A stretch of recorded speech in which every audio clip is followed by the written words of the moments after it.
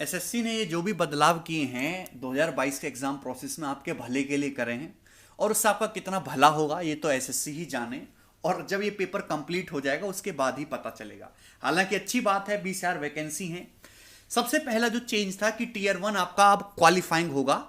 हालांकि 2021 का जब हमने नोटिफिकेशन को दोबारा से देखा तो उसमें भी लिखा हुआ है मोड ऑफ सिलेक्शन में कि minimum qualifying marks in tier first जो है वो जनरल के 30% है, ओबीसी के 25% है और अदर कैटेगरी में 20% है।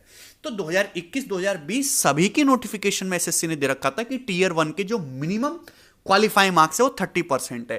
तो यानी कि इस बार आपकी फाइनल मेरिट लिस्ट में टीयर 1 के मार्क्स ऐड तो नहीं होंगे, लेकिन कुछ स्टूडेंट्स के मन में डाउट चला गया है कि टीयर फर्स्ट में मतलब अब हमें 200 में से 30% स्कोर करना है, मतलब केवल 60 नंबर ही लाना है, मतलब पेपर में आंख बंद करके ए ऑप्शन मार्क करके आना और क्वालिफाइंग हो जाएंगे और टीयर 2 लिख देंगे। देखिए ऐसा नहीं है, यह है मिनिमम क्वालिफाइंग मार्क्स 30%, लेकिन एक सेपरेट कट ऑफ बनेगी। जी हां, आज भी वो तलवार लटकी हुई है टीयर फर्स्ट की 135-140 नंबर की जो हमेशा से लटकी रहती है।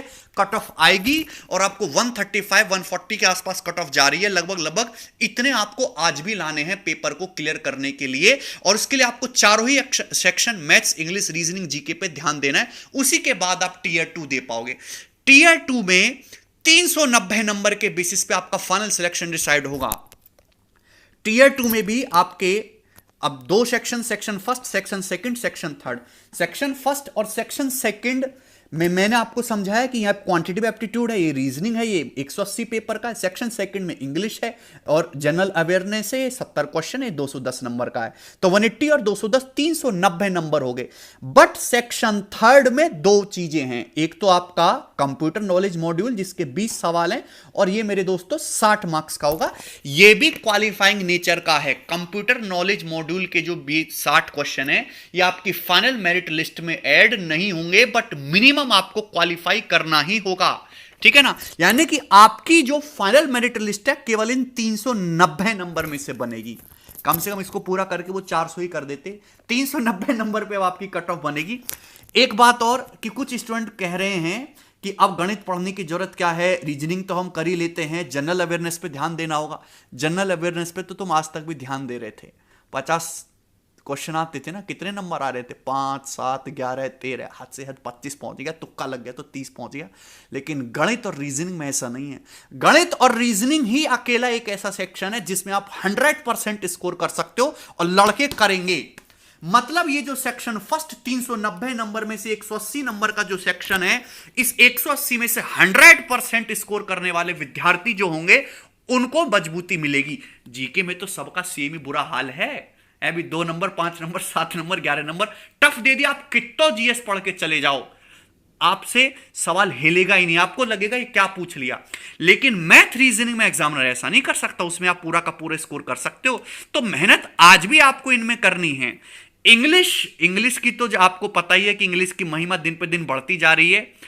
एक वैसे मुझे खुंदक है इस बात से कि वैसे तो हम हिंदी को सपोर्ट कर रहे हैं, हिंदी हमारी मातृभाषा, ट्वीट भी करते हैं, मोदी जी भी ट्वीट करते हैं और वेटेज इंग्लिश का बढ़ाए जा रहे हैं। और ये गलत बात है, ठीक है ना। या तो सबको बराबर करना चाहिए था, लेकिन ये कोई बुरा चेंज नहीं है। इसको आप पूरा चेंज नहीं कह सकते। इंग्लिश एक सिंपल लैंग्वेज है जो आनी चाहिए सभी को, क्योंकि उससे पेपर वर्क इजी होता है। टीयर सेकंड में भी आप केवल इंग्लिश और इसके मैथ के दम पे आप खेला नहीं कर सकते। हाँ, आपको पढ़ना सारी चीजें पढ़ेगी, आपको रीजनिंग पे भी ध्यान देना होगा। जनरल अवेयरनेस को जैसे बच्चे पहले बिल्कुल इग्नोर कर देते थे, बिल्कुल इग्नोर, कतई नहीं पढ़ते थे, आज वैसा नहीं है। आपको जनरल अवेयरनेस पढ़ना ही पड़ेगा। ठीक है। सिलेबस में हालांकि कोई बदलाव नहीं है। स्टैटिस्टिक्स और प्रोबेबिलिटी ऐड हुआ है नया, उसकी जिम्मेदारी आप बिल्कुल मतलब टेंशन बिल्कुल मत लो, सारी जिम्मेदारी मेरे ऊपर है। मैं करवाऊंगा आपका स्टैटिस्टिक्स और प्रोबेबिलिटी मैं ही करवाऊंगा, और हो सके तो यूट्यूब पे मैं उसको आपको फ्री भी करवाऊंगा। ठीक है ना, क्योंकि आपका एग्जाम नजदीक है, 3 महीने का समय है। बहुत ज्यादा आपको पढ़ने की जरूरत नहीं, क्योंकि नोटिफिकेशन में साफ साफ लिखा हुआ है सिंपल क्वेश्चन। सिंपल मतलब वो सिंपल ही पूछेगा, बहुत हाई लेवल क्वेश्चन नहीं पूछने वाला है, ना ही आपको हाई लेवल पढ़ने की जरूरत है। तो यानी कि अब आपके एसएससी सीजीएल की नौकरी केवल 390 नंबर में से लगनी है, ना कोई टीयर थर्ड होना है, ना कोई आपको एस्से लेटर लिखना है। ठीक, लेकिन पढ़ाई आज जैसे अब तक आप करते आ रहे थे, पढ़ाई अभी भी वैसे करनी है। आपको अपनी स्ट्रेटजी में कोई चेंज नहीं लाना है, वही प्रीवियस ईयर वही चीजें काम आएंगी। 2018 के बाद के जितने भी 19, 20, 21 में सीजीएल, सीएचएसएल, सीपीओ, सीडीएस जो भी सवाल हुआ है, सबका प्रीवियस ईयर जो है पेल दीजिए। 3 महीने का समय बाकी है, मेरे पास भी टाइम स्लॉट खाली है, तो YouTube पे मैं भी फ्री प्रैक्टिस सेशन लूंगा स्टूडेंट्स की मदद के लिए कि आप जो है किस किस टाइप के क्वेश्चन बन सकते हैं गणित में, वो मैं आपको करवाऊंगा वहां पे, ठीक है ना, अपने इसी YouTube चैनल पे। और तो इसमें कोई खास चेंज नहीं किया गया कि क्वांटिटेटिव एप्टीट्यूड के सिलेबस में, लेकिन सिलेबस को ना बहुत डिटेल में नहीं लिखा गया है। जैसे यहां पे देखो नंबर सिस्टम में लिख लिया computation of whole number, decimal, fraction, relationship between numbers. अब जैसे यहां पे हम नंबर ऑफ फैक्टर्स भी पढ़ाते हैं, हम एपी, जीपी, एचपी भी पढ़ाते हैं, और भी बहुत सारी चीजें पढ़ाते हैं, वो सब लिखा ही नहीं गया है। तो हम कैसे डिसाइड करेंगे कि वो अब आएगा कि नहीं आएगा, ठीक। लेकिन उसको आप छोड़ नहीं सकते, पढ़ना तो आपको पड़ेगा ही पड़ेगा। अब ट्रिग्नोमेट्री में एक नई चीज दिखाई दे रही है कि ट्रिग्नोमेट्री में हाई लेवल आइडेंटिटीज भी होती हैं। आप जानते हैं ना, sine theta, sine 60 minus theta, sine 60 plus theta, 1/3 sine 3 theta होता है। हालांकि ये इससे बहुत ज्यादा चीजें नहीं पूछी जाती, पर फिर भी इससे सवाल आते हैं। लेकिन इस बार केवल इसमें सिंपल प्रॉब्लम्स ओनली लिखा हुआ है और स्टैंडर्ड आइडेंटिटीज लिखा हुआ है।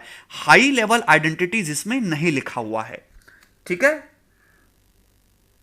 अब जैसे मेंसुरेशन देख लीजिए, मेंसुरेशन में आपका ट्राइंगल है, क्वालिटरल है, रेगुलर पॉलीगन है, सर्कल है, राइट प्रिज्म है, कोन है, सिलेंडर है, स्फीयर है, हेमिस्फीरियल, और ये पैरेललोपाइप्ड दिया हुआ है, ठीक है। पिरामिड प्रिज्म, सब कुछ सेम है, बाकी सिलेबस में कोई खास बदलाव नहीं है।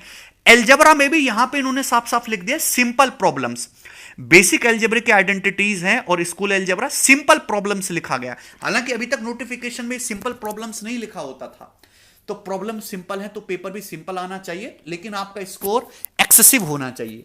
तो मैं आपसे कहना चाहता हूं कि आपका जो टीयर सेकंड का ये सेक्शन फर्स्ट है 180, you should have to score 180 out of 180। 100% आप स्कोर कर सकते हैं, लेकिन साथ साथ आपको अब जनरल अवेयरनेस पे भी पूरा ध्यान देना होगा।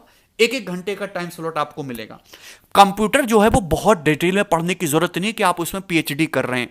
और एसएससी वाला जो बच्चा 2 दिन में कंप्यूटर का सिलेबस खत्म कर सकता है, अगर उसको अच्छे से नोट्स मिल जाएं। हम कंप्यूटर की टीचर की व्यवस्था भी करेंगे कैरविल एप्लीकेशन पर, या जैसे भी बन पाएगी, कि ये कंप्यूटर नॉलेज मॉड्यूल कम से कम आप इसको क्लियर जरूर कर ले मिनिमम क्वालिफाइंग मार्क्स के साथ, क्योंकि इसका वेटेज तो एग्जाम में ऐड होना नहीं है, तो ये अच्छी बात है। डीएसटी टाइपिंग टेस्ट की प्रैक्टिस अभी से करना शुरू कर दीजिए। डेली आधा घंटा 20 मिनट आप टाइपिंग टेस्ट के लिए जरूर दीजिए, क्योंकि अब जो है टाइपिंग टेस्ट के बिना आप सीजल की कोई भी पोस्ट नहीं ले सकते। हालांकि अब टीयर फर्स्ट हो जाने दीजिए, लेकिन टाइपिंग पे आप जो है ध्यान देना है। डिस्क्रिप्टिव ऐसे लेटर राइटिंग की आप कोई प्रैक्टिस करनी नहीं है। एक डिटेल स्ट्रेटजी वीडियो की क्या पढ़ाई होनी चाहिए, कैसे आपको आगे की तैयारी करना है, वो मैं एक अलग से उसकी स्पेशल वीडियो बनाऊंगा। लेकिन सबसे पहले आप अपने मन को शांत करिए, ठीक है। खाना पीना टाइम से खाइए। कुछ भी नया या कुछ भी अलग सा तो हुआ है, लेकिन कुछ भी बुरा नहीं हुआ है। आपको पॉजिटिव रहना है और ध्यान इस बात पे देना है कि वैकेंसी 20,000 है और जंग छोटी हो गई है। पहले तो 700 में से 650 कट ऑफ पहुंच रही थी, अब तो केवल 390 ही में से ही आपको जंग लड़नी है। और ये जो जनरल अवेयरनेस ऐड हुआ, ये केवल आपके लिए टफ नहीं है, ये तो सभी के लिए टफ होगा। सभी जनरल अवेयरनेस में स्ट्रगल करते हैं, ठीक है भाई। गणित में सभी अच्छा परफॉर्म करते हैं, रीजनिंग सभी स्टूडेंट्स को आती है। तो ये जो चेंजेस सभी के लिए, समय सभी को बराबर मिलने वाला है ना। हालांकि फ्रेशर बच्चा और जो बहुत साल से मेहनत कर रहा है, वो कहीं ना कहीं अब एक इक्वल लेवल पे आ जाएंगे, लेकिन फिर भी रिपीटर बच्चों को थोड़ा सा तो फायदा अभी भी होगा, ठीक है। चलो ठीक है भाई, धन्यवाद।